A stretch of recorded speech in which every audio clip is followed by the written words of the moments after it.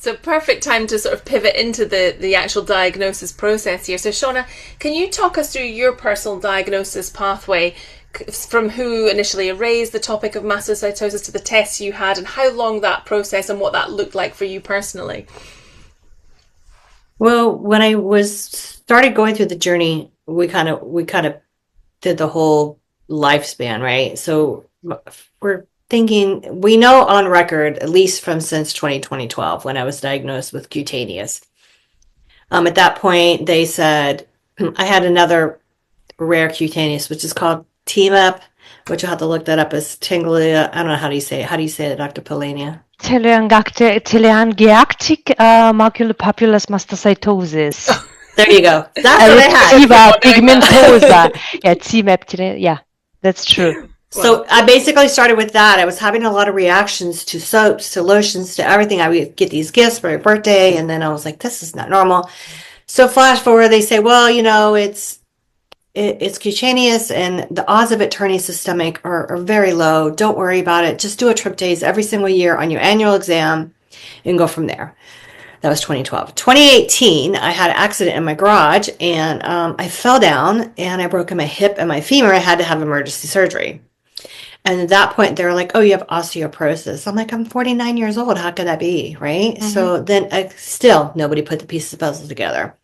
I had an IBS doctor, and then I started having heart palpitations, and then they sent me to a cardiologist. And then if they would have put all the pieces together, they would have realized this is a systemic mastocytosis. This isn't just osteoporosis and all these. And after the bone break and the major surgery with the rods and all that in my body, I had a lot of chronic bone pain. Like I could not function. The bone pain is excruciating.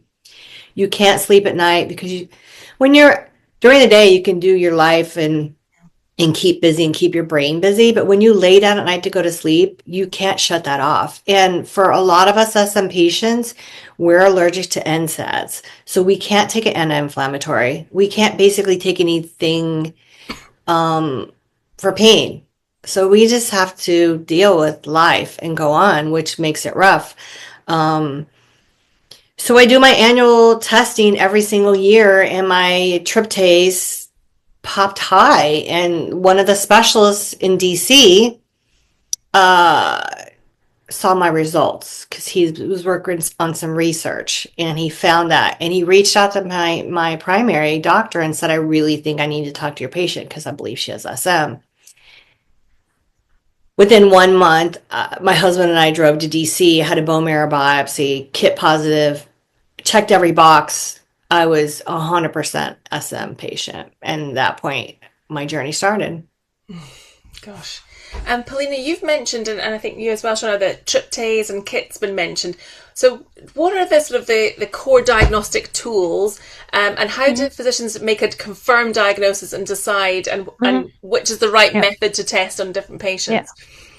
Yeah. So firstly, I think when we hear from the beginning that there is a skin involved, so let's start from the clinical perspective. So I would say that every adult patient with the skin involvement, was Shauna mentioned, it's mostly systemic mastocytosis. So it's not cutaneous mastocytosis. So then maybe even definition is a little bit misleading when you see it on the skin. And then, I think still it's really difficult to automatically, we should call it systemic mastocytosis because it's an adult. In a child, it's cutaneous. In the adult, already skin gives you a good feeling. And then firstly, anyways, we are focused on the symptoms. It's very important to ask for all the symptoms. Do you have itch? Do you have, gastrointestinal symptoms, neurological symptoms? Pain is what Shauna mentioned, is a very also important question. So firstly, we need to have a good feeling to understand how the person is feeling, because if all these questions are being answered as no, then even for the diagnostics, yes, we will I would say in 99% will confirm that this is systemic mastocytosis, but the point is what we are doing next. So we usually do this because we want to treat the patient, and this case it was also needed this further diagnostics to be able to treat the patient.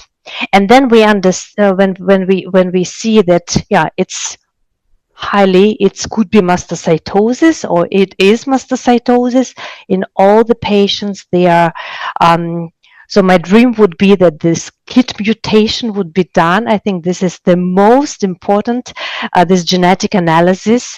And nowadays, if there is a sensitive method being used, there is also not only we able to see if the patient has mutation or not.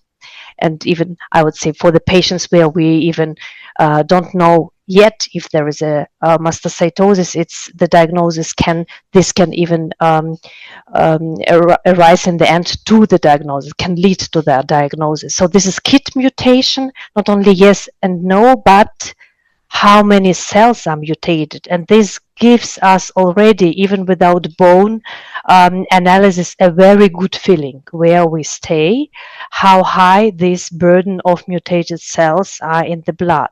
So this is KIT D816V mutation, even in the blood, can be helpful.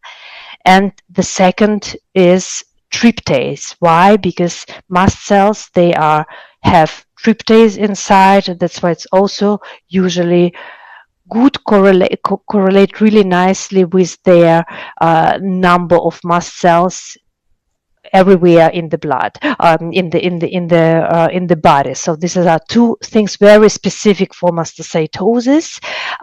But again, it's the number of mast cells in the body doesn't usually correlate with the severity of the symptoms. That's why this should be done in every patient. And then we are talking about mastocytosis specific stuff, but then of course for every patient, as there is a risk, it could be, we need to exclude that this is aggressive, then we look just for general also investigations. What is with the blood counts, if it's okay? So then other cells are also feeling good in the bone marrow already. We can look at this. There are also few other markers, but this is already, I think, a secondary step. So first we need to understand, is it mastocytosis or could it be mastocytosis, and about what level of mast cells we are talking about, and finally how our patients are feeling.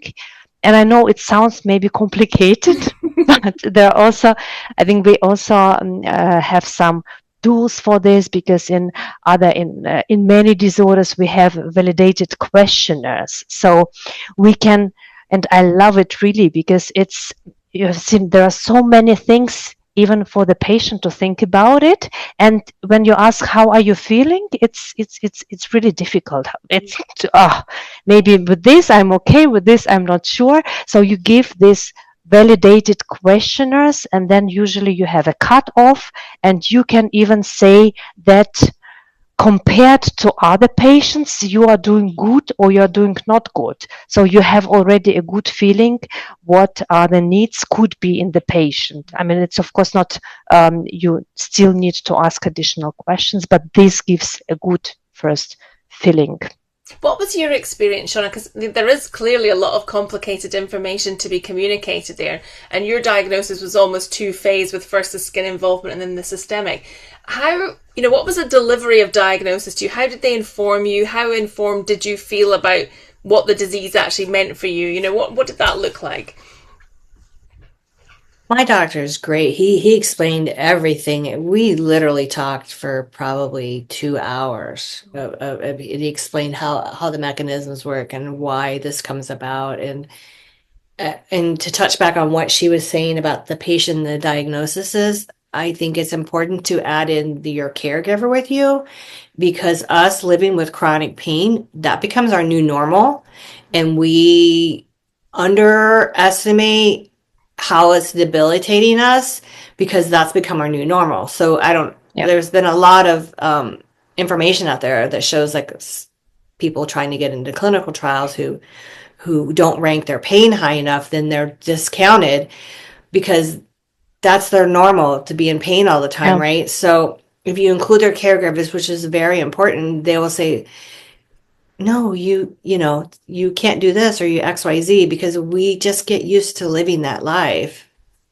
No, absolutely. I guess that's where those surveys are just so powerful, aren't they? Because they Mm-hmm. make you think about your daily life rather than just getting Yeah. on and making do and adjusting. You really think about it on a more granular level. And that's really incredible to hear, a 2 hour sort of diagnosis consultation. That's really fantastic. And that must have made you feel really empowered when you came away from that. Yes, it was bad news, but you must have felt really informed with how to kind of cope and move forward. Do you think that made a difference to how you did cope and your sort of resilience in that initial moment? I think absolutely, because at that point you're so relieved because somebody finally heard you. They put the pieces of it together and you're like, wow. So this explains everything. Like everything that's been going on all these times. We have this unique kind of exhaustion that comes from managing our symptoms and fighting for people to recognize and to hear us and believe us. And then at some point you just feel like you're being dismissed all these years, and you start doubting your own experiences.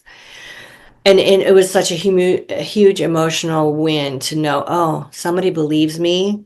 This is not in my head. Like the bone pain, the fatigue, the all these things. It was amazing. Yeah, absolutely. And I'm imagining, I might be wrong, but that perhaps isn't the norm for most patients. So, Polina, do you have any view on how physicians should communicate really complex results like this when there is that variability and they need to understand the nuances in the different findings?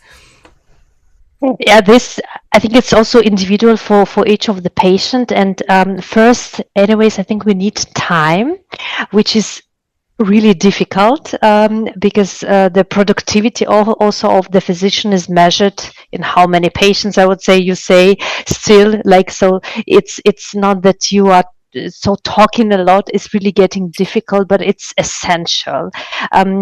Also, um,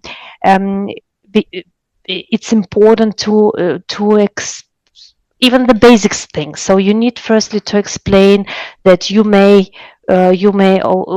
what mastocytosis is, what also you may develop anaphylaxis. You need also to show how to use an emergency kit, that you need to take it with you. Then you need to say that maybe your bones you will have a bone disorder or the osteoporosis. So you also need just to say what could maybe happen and what we are going now to do and why we are going to do. Then you also very important again how you ask the question. And Shona, also you really I think this is a very important topic that the patient are used to this, and especially if they have a disorder for many years. So then diarrhea 3 times a day is normal. So it becomes a new normal. And then you need really to ask what for you is normal. And then you really, so this is just takes a lot of time. And in and there are also, and each patient is different, then maybe they also need to sleep with this a little bit, yeah, with the new diagnosis.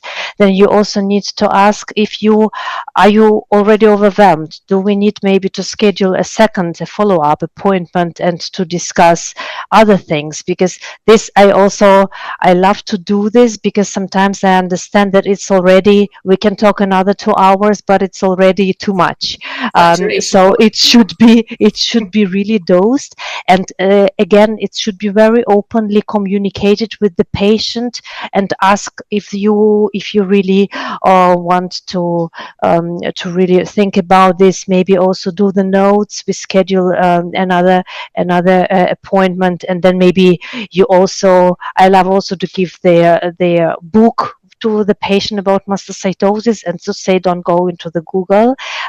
Just can look at this. Just look at this information, make your notes. We will also discuss this at the next appointment, and then we do this, and then also this, I think, two-time at least two-time approach is also needed to make also the patient a little bit think more about the symptoms. And this, I also love the documentation of the symptoms. And there are also now the digital tools where you can have as a diary, you can really have every day spend 1 minute and to think, what was in the last 24 hours. And then when you see all this overview, you can see these patterns which were really not understandable before. What could be the triggers? If really stress is a trigger for me, but when you see that during vacation you are much better, then we need to talk about stress reduction. So that's also important. So we are not only giving medication. So this is really a complex and very individual for each of the patient. Thank you. Before we go on to the next section, I just want to say, because I'm thrilled to see we've got so many people joining us live, and just to let people know that they can use the question function, and we'll endeavour to get to some of those at the end, and any that we can't get to we will follow up with afterwards, but just wanted to make people aware that that was there.